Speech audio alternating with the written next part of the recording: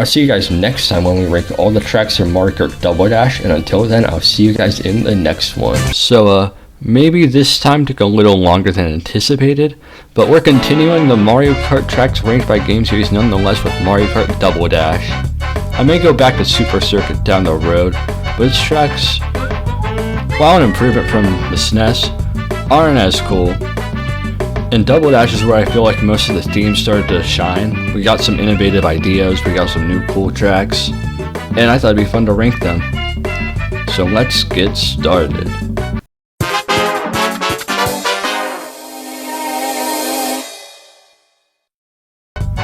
Coming in last place, not necessarily a bad track, but easily the weakest of the ones in this game, that's Mario Circuit. The Mario Circuit, it's alright. There's some bumps, there's piranha plants, there's the chain chomp probably being the highlight of the track, but that's all it's got going for it. It's just a boring road, not a whole lot to do. The Goombas are fun obstacles, the piranha plants at the end, they can screw you over, but there's not a whole lot. There's some cool turns, a little twisty, in the tunnel, but I haven't had too much fun playing it. It's alright, the music's bland. Might be a hot take, I don't really like the GameCube circuit theme, so it ends up being a little boring for me, just a basic circuit track. Sticking with our basic circuit track trend, next up is Luigi Circuit. What does Luigi Circuit do differently? Well, first of all, you pass people in the other lane. That is a very cool gimmick for a circuit, I will give that track that. I don't find it as interesting as most other people, but it is very cool, and creates chaos in the very first track of the game. So for a beginner track, that's really cool. As a chain chomp too, it's not as much of an obstacle here because there's two lanes, so you can just move into the other lane and get out of the way. You can find Luigi's Mansion on this track, which is really cool. They did not need to add that, so that's a very cool Easter egg.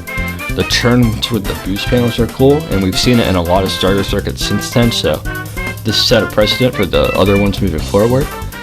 So yeah, just a good introductory track. It's not necessarily bad, but I don't love it, and the music, similarly to Mario Circuit because it has the same theme, I don't love it that much.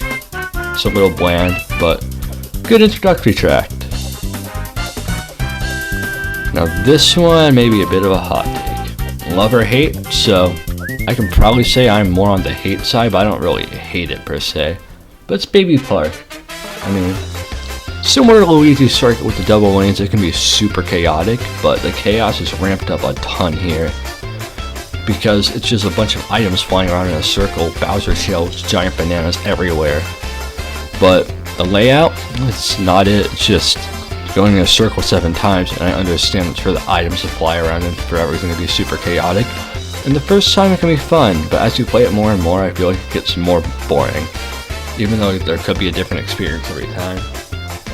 When you're only playing with computers, it's kinda boring. Sorry to say.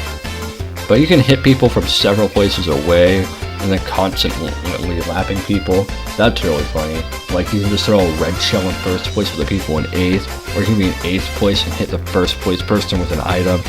That's really cool. But what brings it down is it's super inconsistent. You don't enjoy it the same amount every time. So unfortunately, that inconsistency results in it being all the way down in 14th.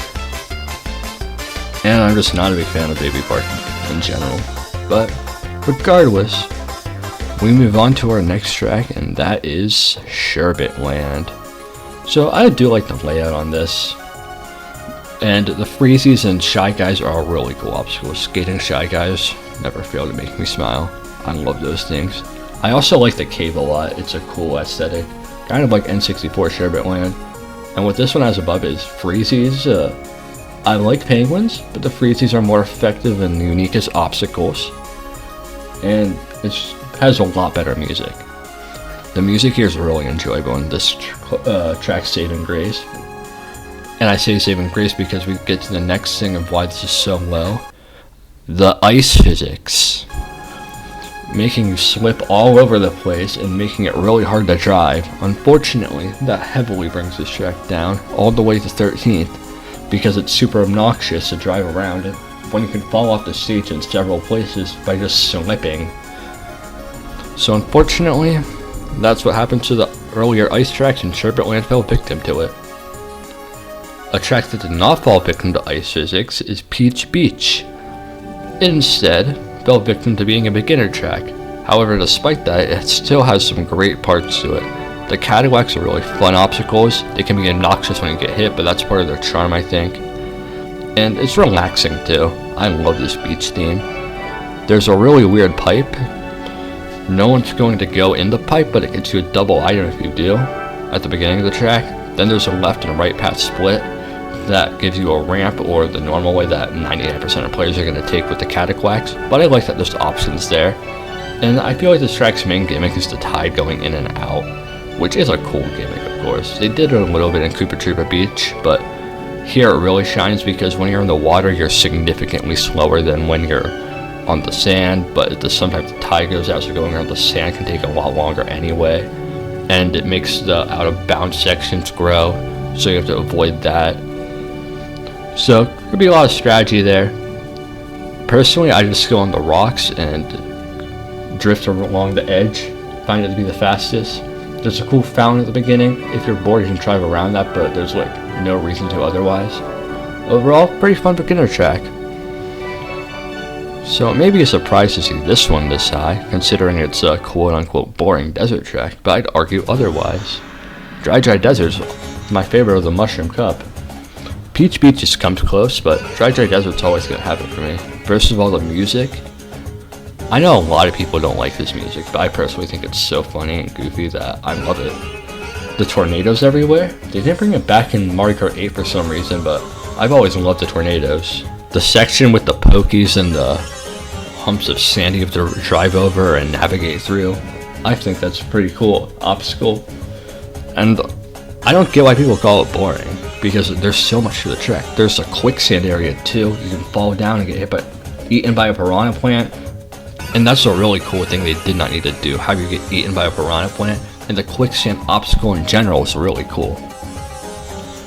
And the tornadoes, like I mentioned before, they make you spin out. Watching people get hit by those is funny. And they have the things at the beginning you can jump off of and take shortcuts on. I just really like this track. Like, it's still down at 11th, but for a desert track and a beginner's track, it's really good. And I wish it got more appreciation. But 'tis a boring desert track the most, so it can't make the top 10. But what can make the top 10 is Yoshi Circuit. Yoshi Circuit at 10th? That's a crime! Alright, hear me out.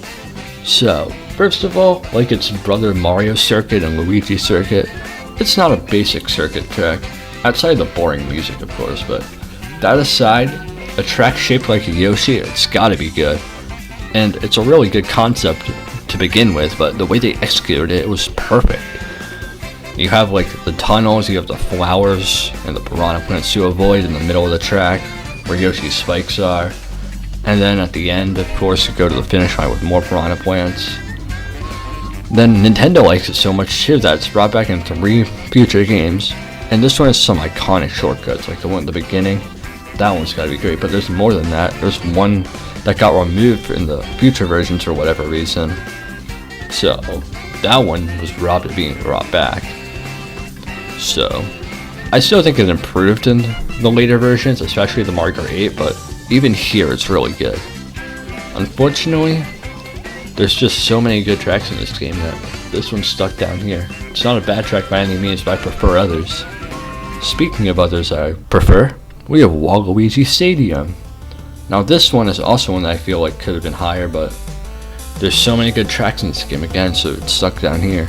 So this one has some cool jumps, certainly improvement from 64's Wario Stadium. There's piranha plants, there's the pipes you have to like curve around and avoid when the piranha plants come out, along with a spinning fire, which became a stadium staple. I love those obstacles. The road's a little curvy at the end, so you have to like navigate out of your way to get around, and it ends with a jump, but it's not a game-ending jump like it was in Wario Stadium from 64. There's fire on that, there's fire on pretty much every single jump you go through, so you have to make sure you're accurate with everything. There's a cool shortcut through the mud at the beginning, and it's really fun. A lot of jumps. It's like, adrenaline rush really. I forgot to mention the catchy music in Waluigi Stadium. It's so good. The remixes, I don't even know if the remixes are as good as the original. The original is so good. But unfortunately, that rounds out the bottom half of the list, and then we move to Mushroom Bridge. Mushroom Bridge is a short and sweet traffic ride, to sum it up. But on there you have some bomb cars, some mushroom cars, some wiggler cars, all with their own gimmicks. It was really cool. I think what this track is most known for is that bridge shortcut. I personally cannot pull it off, but it's really cool if you can. Definitely satisfying. There's the bridge tunnel. There is another shortcut that I don't know how much of a shortcut it really is because of how long it is, but it's still fun. The music, this is like, I know I said the music is great for a lot of tracks, but this one is up there as one of the best in the game. Not the best in the game, but it's up there. There's enough chaos to make it fun, because all the cars plus the Double Dash chaotic item system, you can get cars flinging all over the place, like the wiggler cars will move all over, then you can get hit, and that, everything there. You can get the mushrooms out of the mushroom car, but then a bomb car comes out of nowhere and you ram into that. There's a lot that can happen on this track, and even if it doesn't happen, it's still a fun ride because of how short and sweet it is. Coming in at number 7, one of the most innovative tracks I think, Dino Dino Jungle. Making an entire track based on dinosaurs in a dinosaur jungle is a really unique idea, especially at this point in the series, but even comparing it to some of the modern tracks, this is still a really unique idea. Combine that with the geysers and the bridges, this is so unique, I can't get over it. The geysers and the cave, that alone is really cool. They could have made a track just based on that, but then they have the dinosaur, Noshi, everyone's favorite dinosaur. You have to avoid his legs, and then later you pass him on the bridge at the top and have to avoid his head. Having him appear in 2 spots like that is really cool, and appear as an obstacle in different ways. The geysers are in multiple occasions and are really not good to get hit by, but they're really cool obstacles. It's not a basic Goomba or Koopa. And then there's that turn at the end that can give people trouble. That's where I struggle the most on this track, but it's really cool. The music, it's nothing special unfortunately, but it fits the theme. The bridges and different paths you can take, those are always fun. You can risk going a really fast way or take the normal way around. Risk going for a double item box towards the edge or fall off. It probably is the easiest track of the Special Cup, but it's still difficult, and the difficulty boosts it up a lot too. So you got Dino Dino Jungle, really good track. Moving on though, Daisy Cruisers next. Another innovative idea is a cruise ship. Double Dash really came in hot with these ideas. Driving around a cruise ship is really cool. You have an opportunity to drive in the basement. I personally try to avoid it because it's slower, but it's fun. You can hit the buoys at the end and then your opponent will get hit by them if they ran right behind you. There's the pool to avoid at the beginning. They locked off one of the sections to go through at the beginning, so you're locked to going one way. I think that was a little weird, but it's still alright. There's the tables. The tables can mess me up at times because they just fly across the stage almost randomly, it seems like, even though it is a timed pattern. Overall, it's a really innovative track. I love the idea of a cruise ship. It has the same music as Peach Beach, so it still has that relaxing vibe, but this track has a lot more chaos to it, with the buoys and the tables and everything. Not to mention, if you fall in the basement, you get shot up by a fan. That is hilarious. So, Daisy Cruiser, a really good track, but there's still 5 that are better than it. The first of the 5 being DK Mountain. Now this is one of the most iconic tracks in Mario Kart period, and I think the biggest reason for that is the bridge at the end. That bridge is so unstable. Mess up once and you're falling off and you have to start all over again. Or you can cheat and just get respawned at the end of the bridge immediately, but either way, that bridge is a dream killer really. So many people just lose at the end of the track because it's placed right before the finish line. The cannon is another iconic part of the track, that one being at the very beginning, of course. And after that, you just ride down the mountain. That is a really cool track idea. So you can ramp off the mountain. There's no tricking yet, but that's fun. There are shortcuts, and then when you're back in the grass area, you have to avoid these boulders falling down at you, which is a cool obstacle. Of course, there's the thrill of the items moving around. There's some tough turns near the end. It's really twisty because you're going like a snake almost. And it's really easy to fall off too because of how narrow the paths are, especially if you want to go in the fastest route. So, it's really fun. Can be scary at times, especially the bridge, but it's a great track.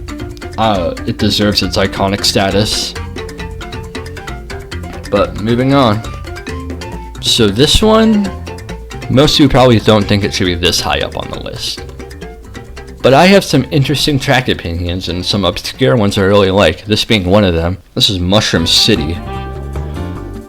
So Mushroom City is an underrated gem, first of all. I think you probably knew I thought that based on how high up it is. I also find it kind of funny that my top 4 tracks are the 4 that haven't been brought back yet.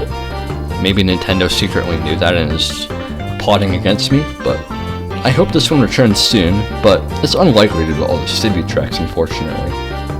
But back to the track itself, there's lots of different paths. It feels like you're actually in a city. If you miss a turn, you can just go turn onto it on the next street. There's a shortcut in the pink area. I've personally never taken that shortcut, but it looks really fun.